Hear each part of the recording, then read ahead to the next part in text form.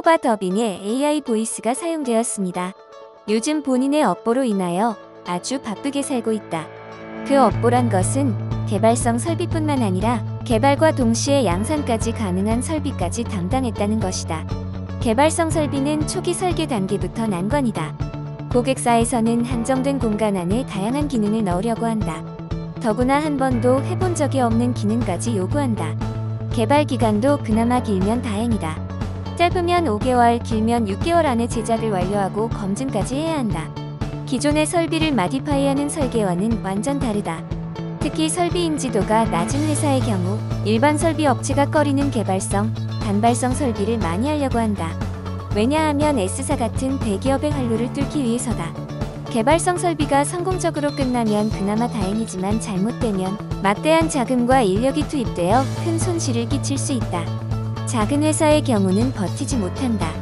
그나마 자체 캐시카우가 있는 중견 이상의 기업은 버틸 수 있다.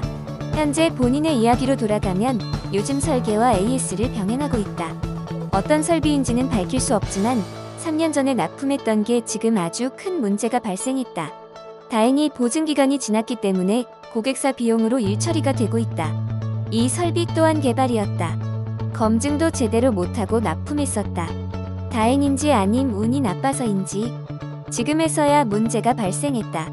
본인은 이 설비의 설계 담당이란 이유로 한 달 내내 라인에서 작업 중이다.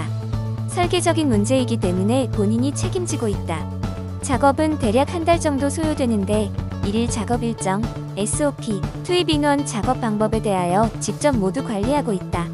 처음에는 왜 설계가 이것까지 해야 되는지 불평불만만 했다가 지금은 해탈하고 나의 업보다 생각하고 일을 진행하고 있다.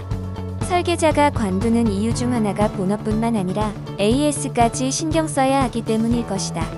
회사에서 개발성 설비를 하면 할수록 AS에 대하여 신경 쓸 일이 더 늘어날 것이다. 다른 회사에 이직해서 다시 리셋하고 싶은 마음이 한가득이다. 하지만 긍정적으로 생각하면 정말 배우는 것이 많다. 타산지석이란 말도 있듯이 나의 설계적인 경험과 지식도 늘어나고 있다. 마지막으로 개발과 동시에 양산 설비를 설계해야 할 때 위험성을 최소화하는 몇 가지 방법을 공유하겠다. 첫 번째는 설비에서 새로운 기능에 대한 확신이 없을 경우 일단 테스트 모듈을 제작하여 검증해야 한다.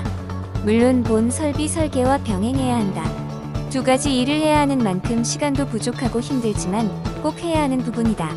만약 설비를 다 제작하고 나서 런 테스트를 할 때쯤 구현이 잘 안되면 그때는 답도 없다. 두 번째는 새로운 기능에 대하여 경험이 있는 외주 업체를 활용하는 것이다. 하지만 외주 업체는 부분만 하려고 하지 않는다.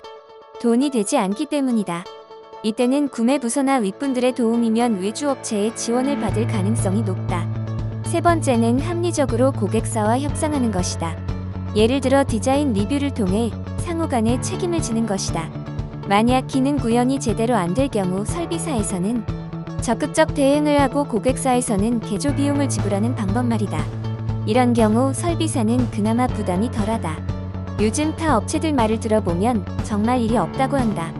본인이 다니는 회사도 마찬가지다. 설비업체는 결국 대기업 투자 여하에 따라 오르락내리락 한다. 대규모 투자로 인해 설비업체들이 잘 되어 가공업체, 로봇업체, 스테이지 업체, 요정업체 등 수많은 업체도 잘 되었으면 좋겠다.